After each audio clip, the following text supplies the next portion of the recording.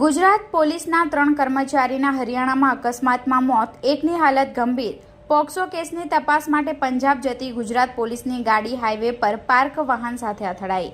હરિયાણાના સિરસા જિલ્લામાં બુધવારે 26 માર્ચ ભારતમાલા રોડ ઉપર એક મોટો અકસ્માત થયો હતો।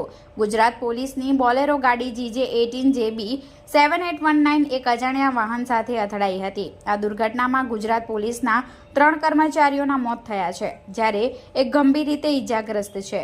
રામોલ પોલીસ સ્ટેશનના PSI સોલંકી અને 3 જવાનો પોક્સો કેસની તપાસ માટે લુધિયાણા જઈ રહ્યા હતા।